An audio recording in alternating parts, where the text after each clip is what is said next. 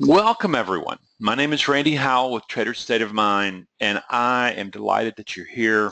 And wow, it's September. How did that happen? We're like heading into the fall. And are you ready?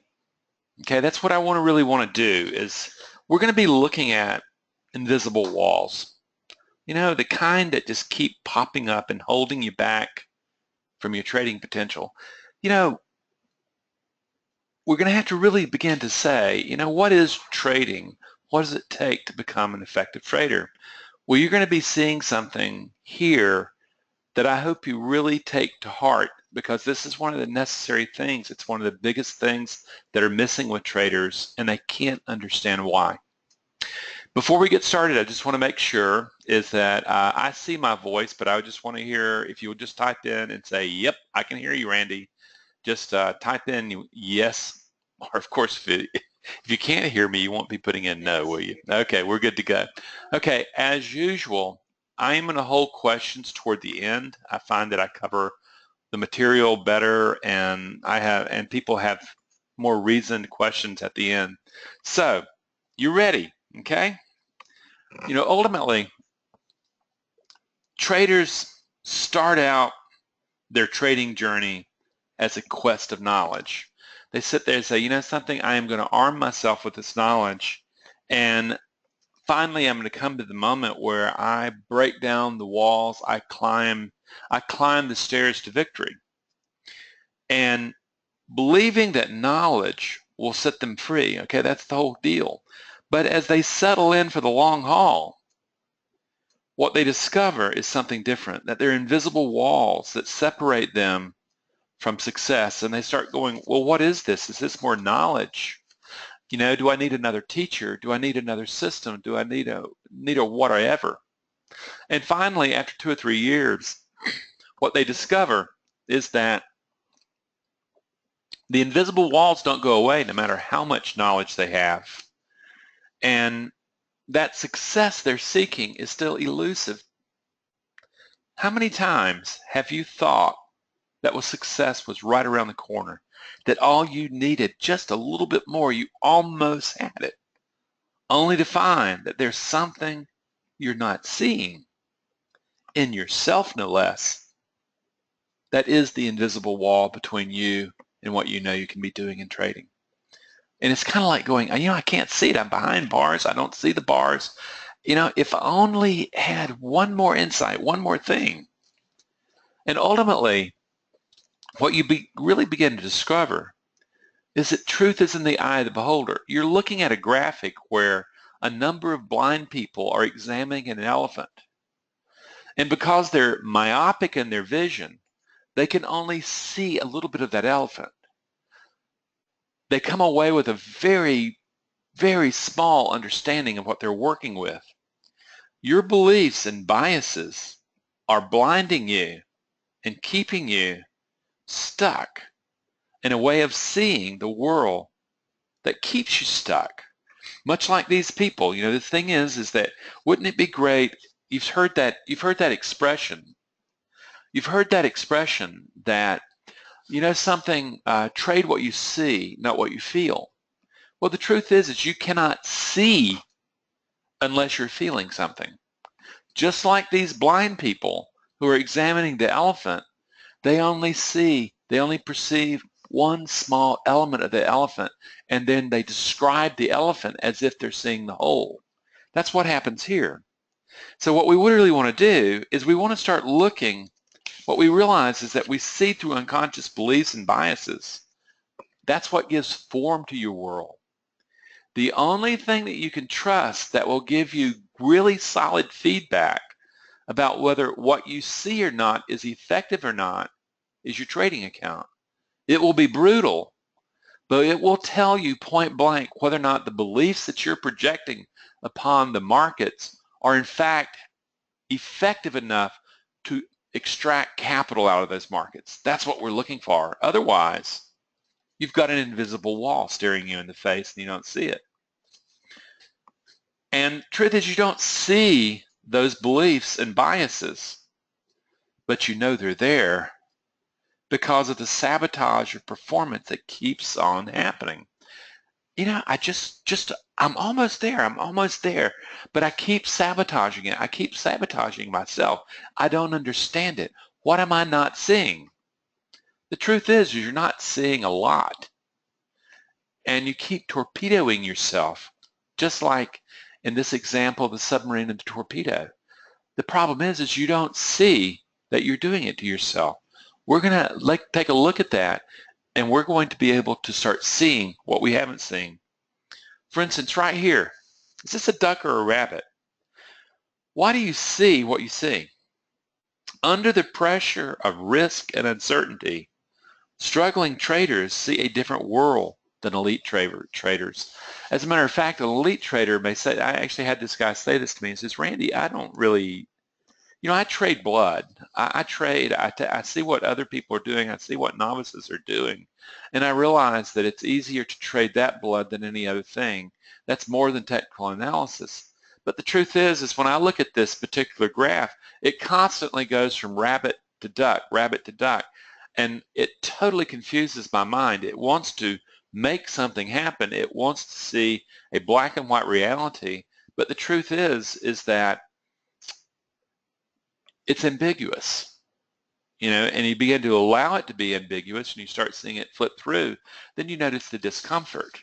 You really want it to take form, but what if that forcing it to take form, forcing it to look concrete like something is in fact the problem?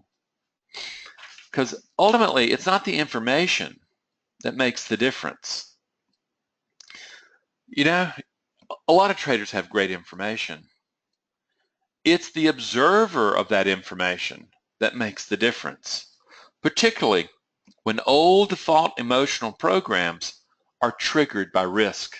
Because what you're going to be discovering here is that your survival brain, your emotional brain, and your higher brain order do not have the same interpretation of risk as you do, okay? And I'm going to give you an example. A couple years ago, I was working with two traders at a hedge fund, and one was, both were initially having trouble, and one started working with me, and over a period of time, he became quite a trader. The other guy, not so. He was profitable, but not on the level of this new trader. And ultimately, what happens, they were best friends. They were side by side. They used the same system. They used the same feeds. They had the same indicators. And they talked the trades together. Yet one was really profitable, the other was marginally profitable. The only difference was the observer observing the information. That's what we're talking about here. The invisible wall is the observer that you bring to the interpretation of information. That's the big difference. So ultimately, what you discover, it's not really the IQ of the trader that matters. What it really amounts to, it's the EQ. It's the emotional intelligence.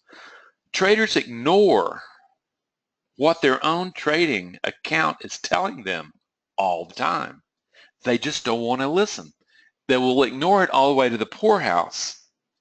And it's really interesting. I know that a number of traders have also been through the AA movement. And here's the deal about AA, is they actually call this the white elephant in the living room.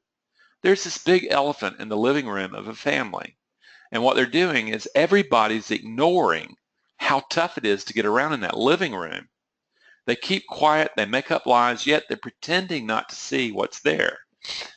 In trading, it's going to cost you money, okay?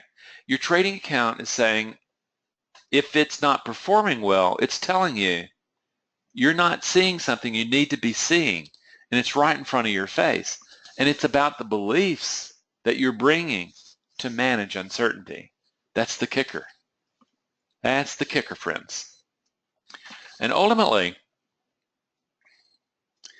the truth is that your brain, this marvelous brain that you have, was designed for a world that no longer exists. It was a very dangerous world. It needed to be very instinctual, okay? And ultimately what happens, that instinctualness, is that's what you don't see. You don't see the survival programming firing right in front of your face. Yet that instinctualness is bypassing your thinking all the time. And ultimately, what traders are doing is they are trading with an emotional brain that's not connected to their thinking brain. Left to its own devices, the emotional brain is going to be taking feed from the brainstem, all the information coming in from your sensory modalities and your heart rate and stuff like that. And it's going to be making lightning quick emotional decisions that do not include thought.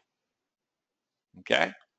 That's why, for instance, if you have this great trading plan and you're going to follow it, and you've got these, you've got a set up evaluations, and you know when that trade's warming up, and you know when it says I should be entering and stuff like that, and you find your finger frozen on the mouse, what you're doing is you are actually experiencing this survival instinct.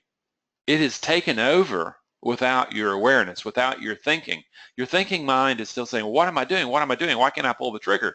Meanwhile, because you don't have connection to your emotional nature and particularly to your instinctual nature, you're sitting there, you're missing it. The thing is this, is that your emotional brain, your instinctual mind, does not make the distinction between that saber-toothed tiger right there as a threat to your, as a risk to your biological existence, and risking capital. And that caveman in that photograph right there is with you every moment of your trading life. If you don't know that caveman, then how are you going to spot and differentiate the saber-toothed tiger and the risk that it means and the risk of managing capital?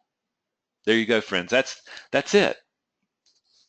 Ultimately, the survival programming is what keeps you tripping up. Remember, it was built for another time and another place where there was a very dangerous world. When was the last time you saw a saber-toothed tiger grab you through a screen? Never. But you've experienced the survival instinct, feeling risk of capital and thinking that you're biologically under threat and grabbing you and throwing your thinking mind away and spitting you out. This survival programming, okay, is tripping you up. Unfortunately for you, it's on automatic and acts outside of your awareness. And until you start learning how, man, I've got to start really figuring out where this is, I need to start going, you know something, I realize this instinctualness in me it happens precognition. I'm going to have to learn it. I'm going to have to learn about my emotional nature. I'm going to have to learn how emotions run.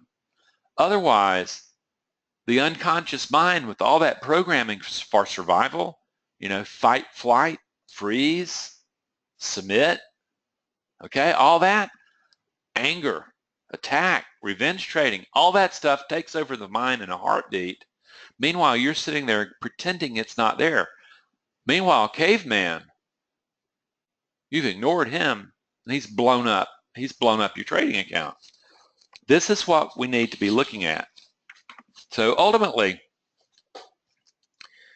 this is the 800-pound gorilla every trader is trying to ignore, or the elephant. And you keep falling for it every time. The thing is that the gorilla's there. He's in the room. What are you going to do about it? I know it's really interesting is a client of mine said, you know something, Randy, I am really, really pleased with the progress I've made in working with you. And interestingly, I went to a guy who struggles just like I was struggling, and I told him about you and said, you know something, you really need to talk to this guy. He's made all the difference in the world. And he said, oh no, oh no, oh no, nobody's going to get inside my head. You know, interestingly, first of all, I don't get in anybody's head.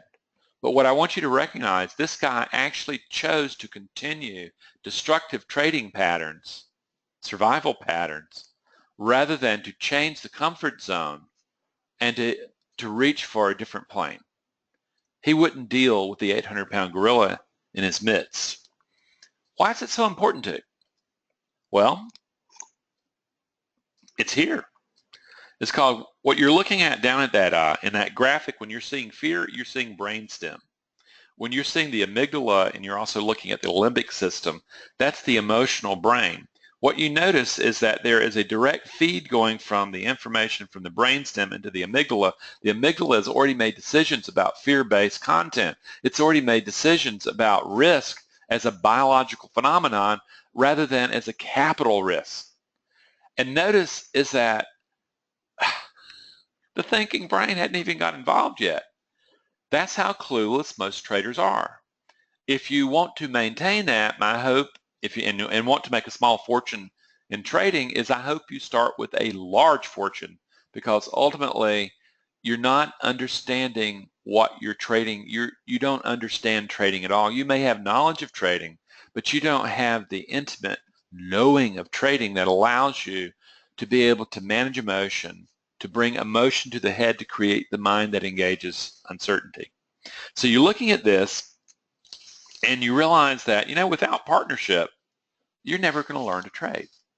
That's just the simple thing, is most people, particularly men, ignore their emotional brain at tremendous risk.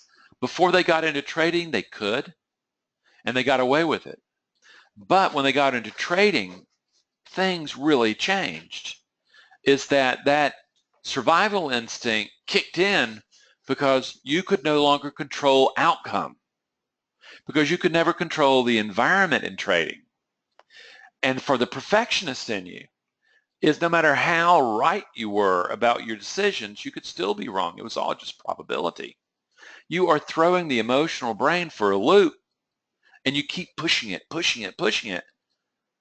not recognizing that, man, until you get this emotional brain under management, you can't think under pressure. Otherwise, survival instinct takes over. That's the deal.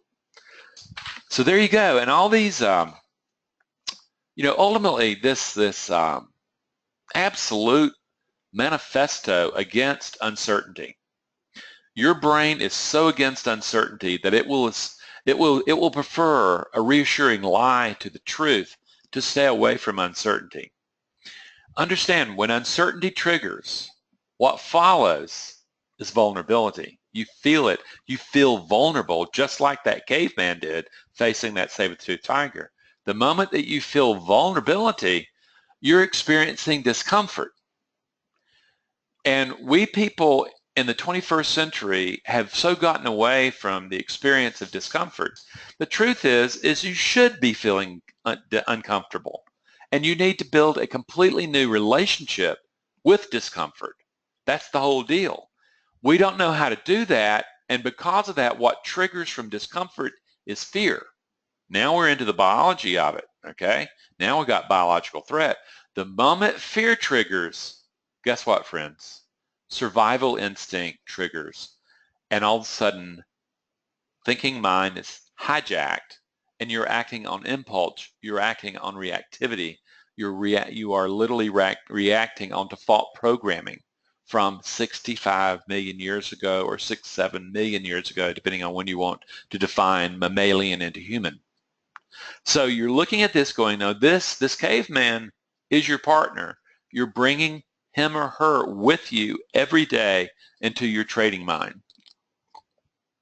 And yet, have you accommodated and said, you know something, I need to integrate this thinking part of my brain with this caveman part of my brain, because, man, if I don't, the 800-pound gorilla shows up. But ultimately, from fear of loss to FOMO, fear of pulling the trigger, all those fears, and that's FOMO, I'm sure everybody in here understands, it's a fear of missing out on profits. That's when you jump out, when you first get, you get a little bit, you finally get some profit there, and you want to take it because, you have this voice yelling in your mind saying, if you don't take that profit right now, it's going to be taken away from you.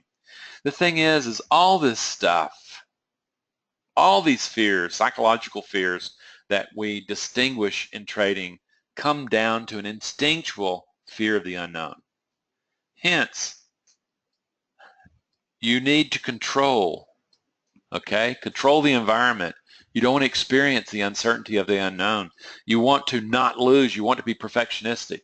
And you'll even sit there and have negativity where you'll find every reason not to get into something like a good trade setup when probability's on your side. The thing is, the brain's already negatively biased to say, no, that's a bad trade. It's a bad trade. That's why you stay out of the trades. You're working from your limbic system. You're working from survival instinct at that time. You're no longer in thinking mind. Okay? Wouldn't it be sweet to train yourself out of that? Hold on to that. So, the bottom line here is you're going to have to learn how to distinguish between psychological discomfort, which is normal, which you need, it keeps you alert, and biological threat, because ultimately, at discomfort, you can be in command of the emotions that create the mind that engage the uncertainty. At biological threat, all bets are off. You're back to instinct, and that's not going to sit pretty for your trading mind.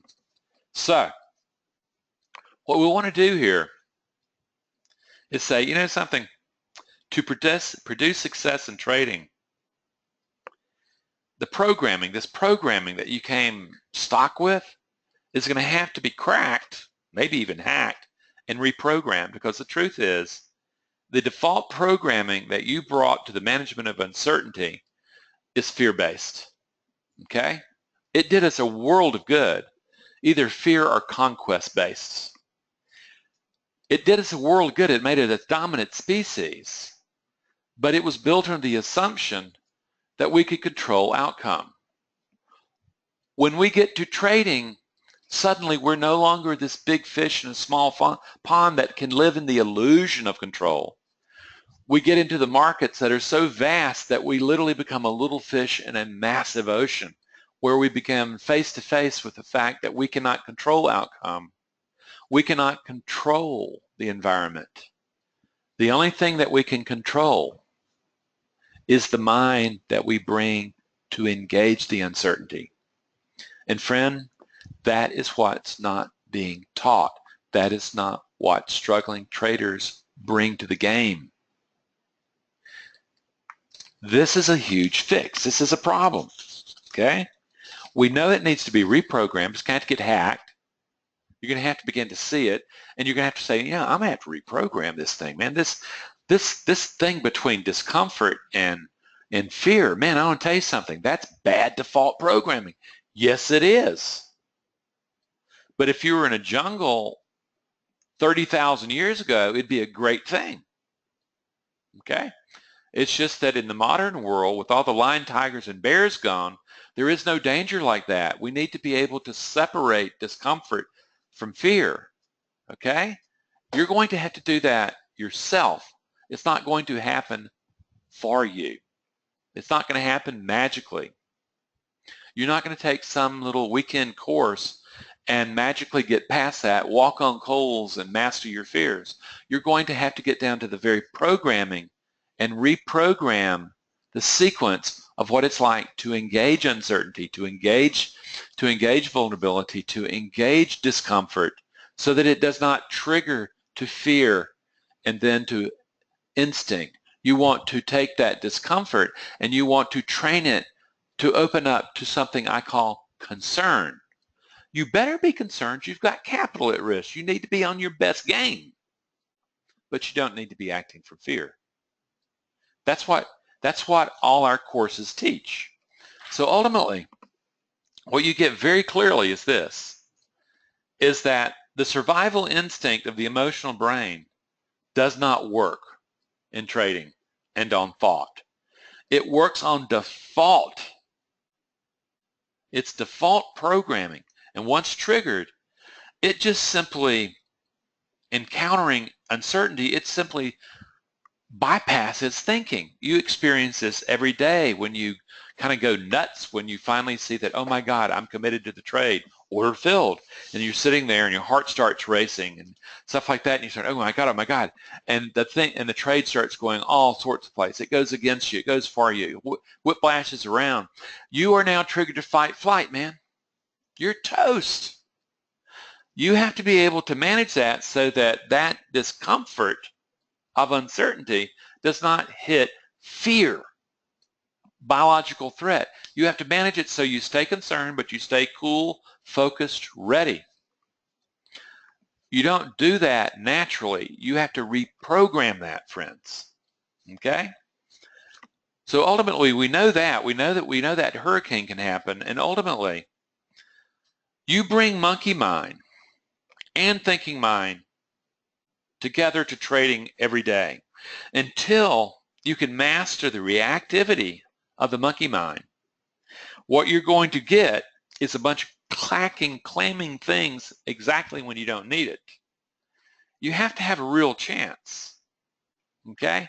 You have to have that guy who could sit in rational thought while everything is uncertain around him, rather than having the clanging clongs of monkey mind. This is what we're about to learn how to do. Otherwise, you really haven't become a trader, okay? Ultimately,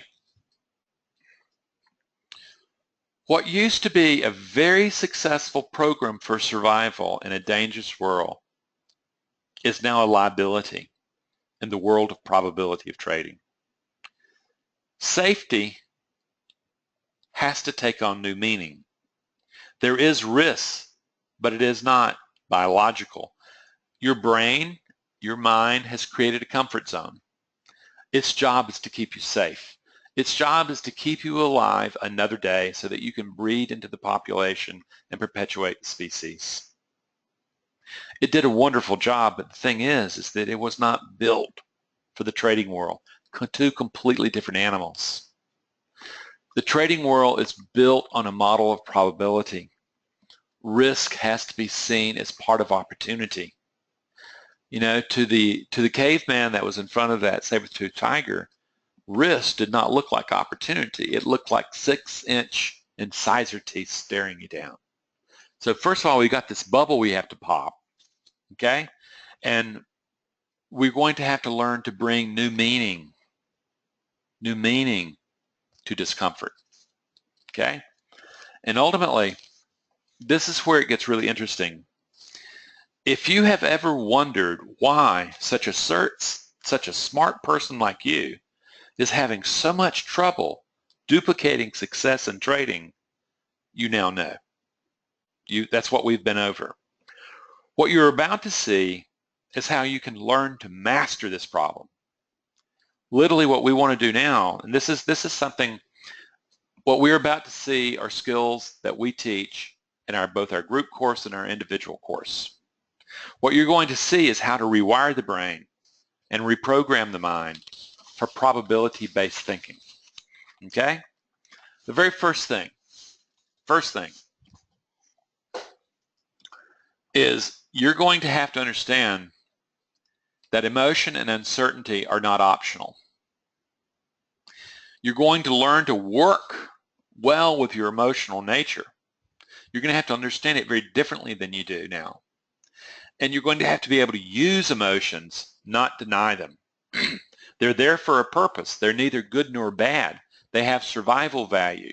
Your job is to take the default programming that they were organized as and rebuild them into higher functioning. Okay? This is where it gets interesting. You are creating your responses to uncertainty and risk. They are, friends, not you.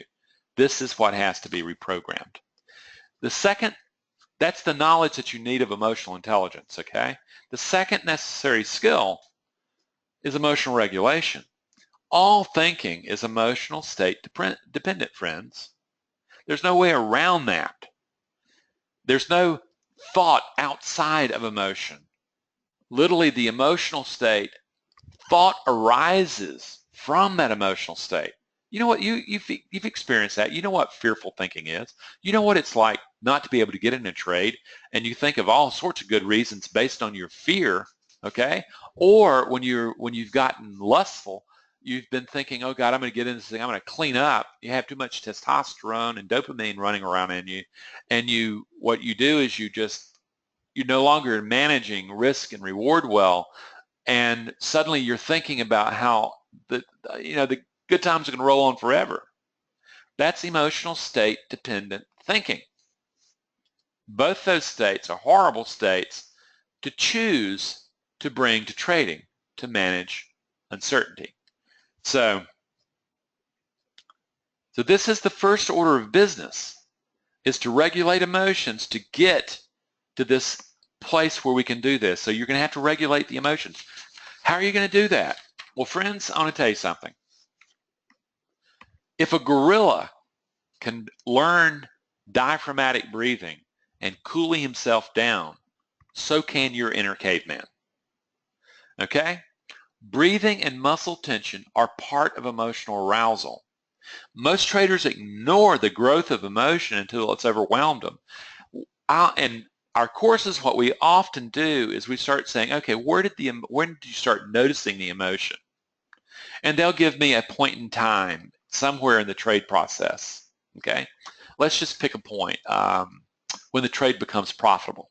Then they say, I was seized, the moment that it became profitable, I was seized with the fear of missing out on profit. I took the little bit of profit I had, and then the thing went on up and hit target. How many times you've heard that? Okay. What you will have noticed is that you will have stopped breathing. You have forced the brain into not thinking. Your heart rate will have accelerated, preparing you for fight, flight. You have become fixated. You have become all these things. Yet, if you were to force intentionally diaphragmatic breathing at that moment, you would interrupt that entire process and you'd become like our gorilla friend here. Okay, I'm going to do my diaphragmatic breathing and I am going to calm down. No sense in getting mad. Okay? This is what you can do. Primitive reactiveness can be managed by mastering the way you breathe and hold tension. This is the first part of both the individual course and the group course. And a lot of people say, well, Randy, I take yoga. I know how to do it. No, you don't. You have learned yoga in a very safe studio, and your job is to produce this really tranquil mind. We're not looking for a tranquil mind in trading. We want you to have an alert, focused, ready mind. So there is some emotional arousal in there. Your thinking's kicked up. But the thing is that your body is still relaxed. That's the key. That's the sweet spot that you have to learn how to produce physiologically. When you do that, okay, what happens is you come to a moment of where, this isn't going to solve the problem. But what happens is emotional regulation gets you to the door of the mind. And what you discover when you look inside the mind, this is when you get to watch your biases and beliefs in action. You begin to see that there is no singular I inside the mind. What you begin to see is that literally what you really are on a biological level is a community of biological emotional programs that has duked it out to produce a potential self. If you've ever seen the movie Inside Out, that's exactly what they're depicting. It's a brilliant movie in the way they take emotional programs, put them in mind, and then create the mind of the little girl. Beautiful thing. The difference here, though, is this. This is powerful. There's no single self, friend. There is a community of rival programs that have duked it out and organized the self that you have brought to trading, and it was a good self. There's nothing wrong with that self. It's just ineffective in trading. And what you discover is that you and your thoughts are not the same. You and your beliefs are not the same. They're malleable. We call that, it's one of the most wonderful things in the world. And it's literally this neuralness of being able to regenerate, being able to this plasticity of being able to reorganize the brain that creates the mind. It's really interesting stuff. And ultimately, these programs are given voice in your mind. This is when it's really interesting. Suddenly you're no longer listening to random thoughts in your mind. You're realizing, oh, these are emotional programs in my brain that in the building of a mind, suddenly they have a voice. I'm listening in this dialogue going on in the mind. I'm listening to the controlling committee of the mind. And what you discover, it's the wrong committee in charge of probability. It needs to be worked. And here what you're looking at this brain, and as they're putting in They're putting in risk, a new relationship with risk. Okay, what you're really seeing here is that, you know, these programs are going to have to be hacked out. They're going to have to be reprogrammed to change the relationship between survival instinct, that's what you came to the party with, and risk. That's what you're going to have to learn if you really want to become a great trader. It's not about physical safety anymore. It's about managing the risk of probability. Calming the self down, building this new mind, stepping back and realizing that I do not have to fuse to any particular thought. I can step back and I can begin to be the arranger, the designer of thought. This, friends, is where the magic happens. This is when you're going, okay, I can take that comfort zone. I can bust the bubble of that comfort zone. I know that there's going to be discomfort there. I'm prepared for that. My EQ's gotten there. I regulate it so that I am working with it. And suddenly, what I call applied mindfulness, you start saying, okay, I have an open mind. Now I'm going to start retraining it. Okay, in our courses, we use proprietary knowledge to retrain what emotional programs respond to uncertainty. And we don't want the ones you brought. We know those aren't working. And the beliefs about being able to manage uncertainty. This is what happens is that suddenly you begin to realize, I understand the survival instinct is king until we learn how to regulate it. I understand that my mind is going to be safety-based, control-based, and want to control outcome, and yet I'm going to have to design a different set of emotional programs to give rise to a mind that lets go of control. It was an illusion anyway, but can in fact be in control of the self that performs in uncertainty. Friends, that's the ticket. That's the ticket. Fifth thing, you have to become intentional, okay? In our work, you are taught a process, okay? It's not an event. And ultimately, that process gets you into the zone. In the same way that you would look at a great hitter as he's going through a process that he's had probably in place since Little League, you're seeing him in the on-deck circle going through this fairly elaborate ritual that gets into the mind to hit 100-mile-an-hour fastball. It didn't happen accidentally. He put it together, and he puts his mind in the zone ready for the ball. Even when he gets into the batter's box, you will see him doing an abbreviated version of that each time the ball's thrown. This is what you're going to have to learn. You're going to have to learn to produce an intentional mind, okay? It has to be day in and day out. Otherwise, unfortunately, the default programming is there and it will go back. I see that all the time. I'll see guys who walk out of my programs, they've got their act together, they know what to do, and they start thinking that they don't have to do the work anymore because they have it. They don't understand is no, you have a process that you've learned that allows you to pull forward certain emotional programs that give rise to a probability-based mind that can manage uncertainty and not trigger to biological threat. That's the deal, friends. Okay, now we've looked at this. What I want to do is I want you to understand this. Change is not an event. It's a process. You come away from our work with the skills to change the mind that engages uncertainty and manage it. And I want you to take a look at it.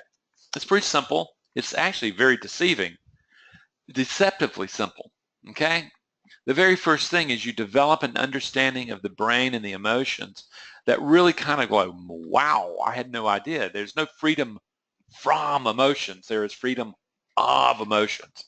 And you begin to see that, no, emotions are there to be used to create mind. So mind and emotion literally need to become partners. And you're going to have to be the one that forges that link between the two. To do that, you're going to have to learn to regulate emotion. You're going to have to recognize emotion and then regulate it. We teach that. Then you're going to have to develop the observer of the self. That's when literally you begin to step back and all of a sudden you realize, oh my God, there's a bunch of crazy thoughts running through my mind. You know something? And the truth is I used to identify with these, but now in stepping back out of them, I'm going, my God, I've been allowing this junk to run through my mind while I'm managing uncertainty. Oh my God, no wonder I was having problems. Yeah. You're beginning to see the white elephant, the gorilla in the room. And you're going, I need to manage that 800-pound gorilla.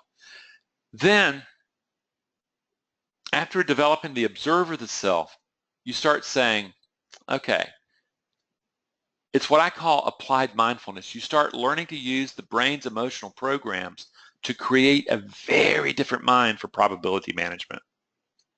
And it's this cool thing when you realize that, oh my God, by creating emotion, I create the kind of thinking that I can do. And what I've been doing by default is I have been bringing a brain and a mind biased toward fear or conquest to the management of uncertainty in trading where I cannot control the outcome. Golly, how stupid was I? Well, waking up, you start going, you know something? I need the emotional programs of discipline, maintaining order under pressure. I need the emotional program of courage, turning toward my fear rather than away from it.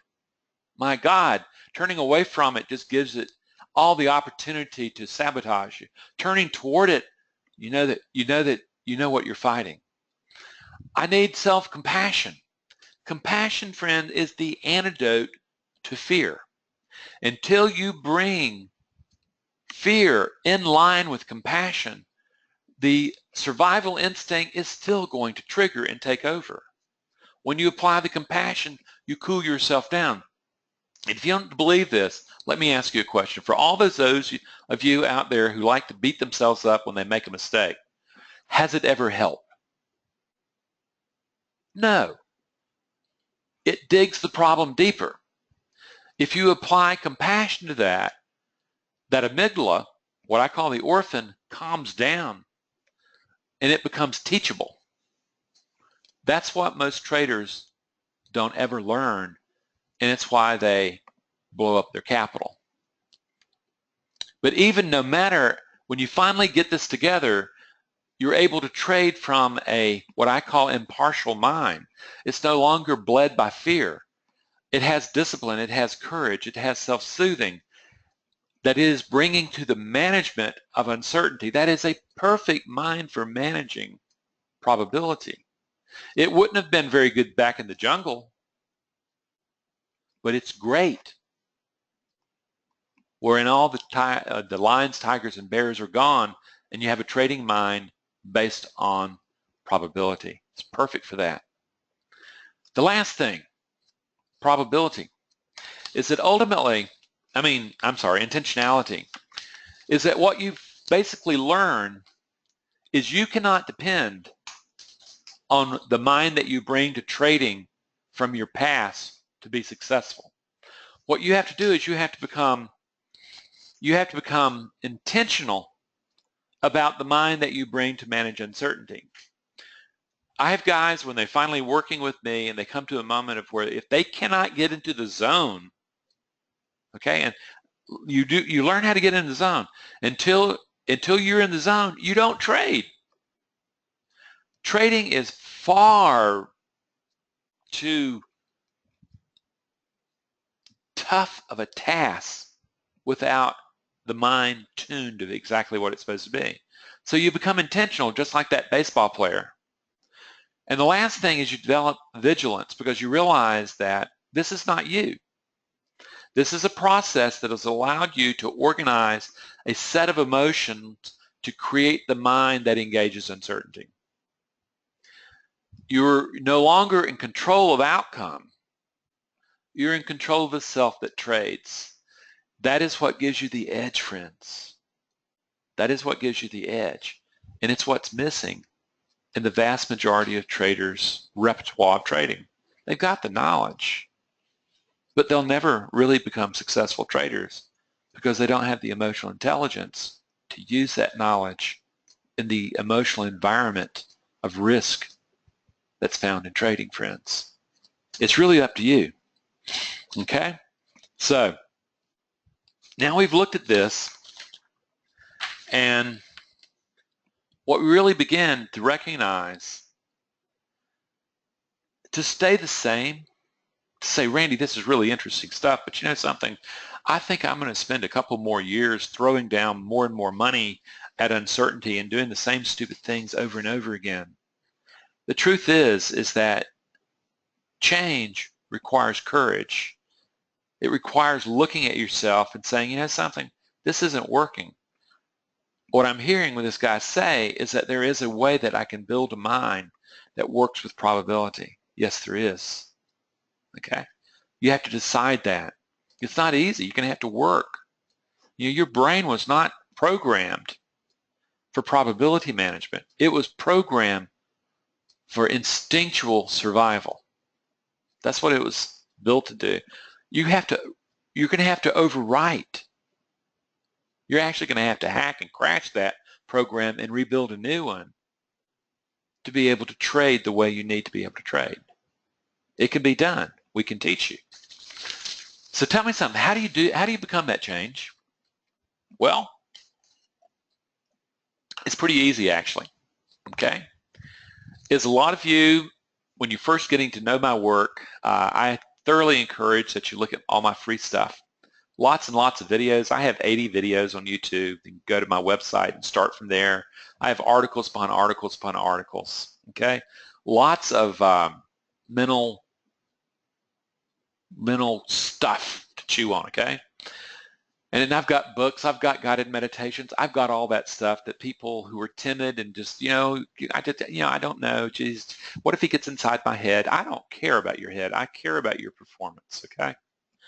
Finally, it comes down to two big deals, the group course and the individual course. And it just so happens I'm inviting you to really consider the group course. What it is, it's a highly cost-effective teaching that teaches you all the skills through a lot of guided meditations, a lot of stuff, a lot of repetitions of building the probability-based mind. It operates over 10 weeks where we meet 5 times in group session. There's a virtual classroom you go to get all your lessons, to get at all the guided meditations, all the videos that teach you how to do this stuff, okay? It's powerful, and getting in early is really important because the course starts fast, okay? And ultimately, the big things is that we've always wanted to make this thing affordable. As one charge, it's $11.95. That gives you access to all the classrooms at one time, so you can move around. And also, we have it at $239, 5 payments of $239 every 2 weeks. That makes it enormously affordable to almost anybody. And what I want you to grasp is that it teaches you the skills, the tools to build the mind, to get outside of your instinctual survivalness and into probability management. That's the piece you need to get, okay? And yeah, and it starts really soon, and if you go ahead and jump on this thing, I hope you will, I'm going to give you a $200 free piece that is a workshop on emotional regulation. I want you to get started. I want you to be ready, okay? I want you to come ready to engage yourself, ready to work, ready to learn. Now, that's that. The individual course is different. It is highly comprehensive, and it's much more personalized. It's for people who are very serious about this, and they realize what they want is they want individual mentorship. And ultimately, you meet with me over a period of, 3 or 4 months. You meet with me on Skype. It's literally, we're looking at each other, okay? And it is like a graduate level multimedia course. There are MP4s, MP3s, there's guided meditations, there's audio, the audio version of the text. It is powerful. And if you're looking at this and you're thinking about it, I encourage you to ask for a free consult. Just go to Contact Us, ask us for a consult, and we'll line it up. And the cost of the individual program is basically $3,500, okay, or 3 payments of $1,200. Okay, we try again over 90 days. We try to break it up. We try to make it very affordable and workable for you. Anyway, I want to thank you for your time. And if you have questions, just type them in, and we'll take a couple questions, and we'll see where we go. But I want to thank you for the time, and just simply that I get a joy out of working with folks and seeing people's eyes light up. So here's a question. What is a realistic window of time that a pro can stay in the zone of a probability-based mindset versus triggering to uncertainty? Well, what I teach is this, and I work with a number of pros. I have found that most traders at around somewhere between 45 minutes and an hour and 15 minutes need to break away, okay? And they need to do something totally different than the cognitive function of trading. And that it really has more to do with glucose in the brain. That's the gasoline that fuels the brain. Is that trading is an enormously heavy cognitive usurper of energy of the brain. And ultimately, is what you discover is that if you look at it in 45 minutes to an hour and 15 minutes in that zone, then what you're looking at is something where you can step back and you can replenish, refuel.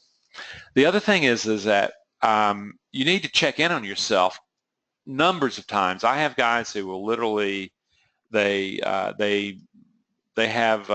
have things that chime every so often that allow them to check in to see if their physicalness is right, if their mind's right, and whether or not they're tiring or not. And these guys have become really good managers of mind. They've learned to observe their body as basically telescoping what's going on in mind. As you start noticing tension, you start noticing the way you breathe, you start noticing how sweaty your underarms are and all that kind of good stuff, you start recognizing, oh, that's showing up in the mind. But anyway, the key is from my standpoint, is that being able to stay in that optimum zone, it's usually between 45 minutes and an hour and 15 minutes a person. And I've seen some people do it longer, but not, you're kidding yourself if you think it go longer. So are there any more questions? Type them in if you have any. Otherwise, hey, we get to go have supper. Okay, is anything here? Hold on, we're trying to, I tell you, these boxes are hard to get at. Okay, something's coming in. Okay, this may be our last one. Okay, here we go. Years of countless losses, no winning. Well, not a pro. Okay. Not a pro. Just want to be. Okay, hold on. Not a pro. Just want to be a successful investor trader. Have years of account losses, no winning years. Will this be appropriate? Yeah. My God, I wish you had come years ago. Okay, I mean, it's kind of crazy. A lot of people, when they get into the programming and they start recognizing is that this is not rocket science, friends, is they realize, something, I was only kidding myself. If I had only done this earlier, you're not going to avert a lot. And that I literally begin to see that this is something I can do. Okay. Do you think the trader's mind you speak of is something that can be sustained over a period of years without further training? I wouldn't. I'm going to take your question apart a little differently. The thing is, without further training, ultimately, I know plenty of people who I'll talk to them 2 or 3 years after I've worked with them, and they're still doing fine. And what they've done is they've built a ritual. What they recognize is that, the way they get up in the morning, the way they sleep at night is very important, and they recognize that it's not them that's making all this success happen. They're taking care of the body that's built, where the mind comes from, and they stay very rigorous with the process. Okay, And in saying that, it's like what I actually do in both, and particularly in the group, it's very, very prominent, is that people design a psychological trading plan. Because what I don't want is that if you just sit there and say, okay, I got it, yeah, I've memorized this stuff, your brain's going to drift. Your mind's going to drift off, and before you know it, you're not going to know what in the hell's in your mind. What we do is when you write a trading plan down, a psychological trading plan down that merges with your methodology plan, what you can do is you can see when you start going off. And you can see, oh yeah, and that happens often a lot, is that I see that a good bit with people, where I just saw one the other day where the guy is saying, you know something, my need to worship a hero, his trading coach, has gotten got me again. And what he did is he said, it's literally in his trading plan is don't do what Pete does. And he found himself doing that. He's back and he's got himself under control. Okay. Is it true that a person cannot get angry without first feeling fear? Well, it depends on how you define both anger and fear. Understand, you're looking at a person. I come from the emotional intelligence arena, so my definitions of fear and anger are probably going to be different than yours. I look at anger and fear as responses to threat. And what you look at is when you trigger to fight, flight, you are actually having a fear response, okay? And whether or not it goes down fight, anger, or fear depends on what your belief about managing that uncertainty, managing that threat are. I know people who trigger to, I'm going to beat you up, okay? So ultimately, the first appraisal is threat, okay? Even a bully feels threatened and has to go out and beat up people to feel unthreatened. So fear is the mother of emotion. Anger is a secondary emotion coming forth out of fear. But it's a primal emotion. Okay? It is a primal emotion. Okay. Is this more effective attending the sessions as opposed to being at some and just watching the replays? You mean watching a webinar like this? Look, this is a webinar, and what happens is I am giving you information. The courses teach you how to re-engineer the programs that are laid down in your brain in circuits, okay? Reading a book, listening to me talk is not going to do that. What I'm hoping in my talks actually happen is that you come to a moment of where you really need training. Like in my group course, you have access to the virtual classrooms for just about forever. And I'm imagining that. He's referring to the course, he said. Oh, referring to the course. No, the actual course. Then let me review the question again. Sessions as, okay. Is it more effective attending the sessions as opposed to being at and just watching the replays? He's talking about the recordings as versus. Oh, okay, I get it. I got you now. You know, what I'll say is this, is that in a perfect world, okay, of course you would be there for all the sessions. But or at the same time, though, is understand is that we've finally come to the moment of realizing that 4:30, 5 o'clock Eastern time, New York time, is about the only time that we can get the whole world together, okay? And lots of people from Australia, Singapore, ultimately, they're going to watch the recordings of the group, okay? Because it's just really hard for them to get all the stuff. Is it more effective? Yeah, but the thing is the main thing that you're going to be doing in the recordings is you're still going to be going to the virtual classrooms where all the materials are, okay? And also, when you're in the classes, you have the ability of emailing me, okay? So you're just not out there. I get plenty of people who really are asking clarification, and they ask for stuff like that. So, you know, you take advantage of the group setting.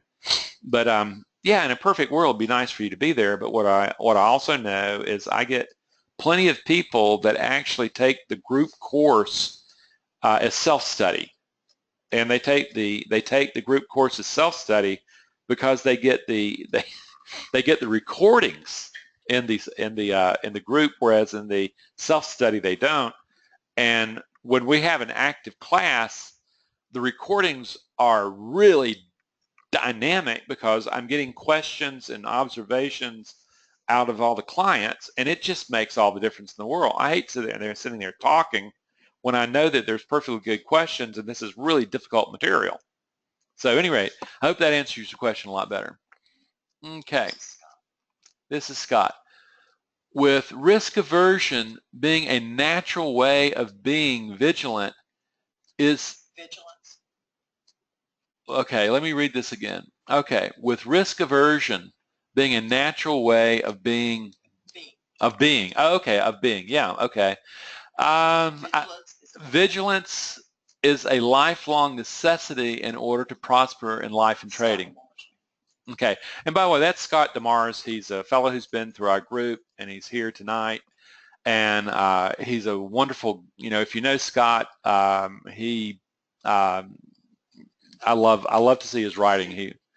He's a really good student. And the truth is yes, what happens is your brain is built for risk aversion as a biological way of coping with the world. And that vigilance is absolutely necessary because that default programming, man, it's going to go back to home base. You need to retrain yourself. Friends, I hope you get your free gift. I hope you come to the group course or consider the individual course. But no matter what, this fall, make a difference.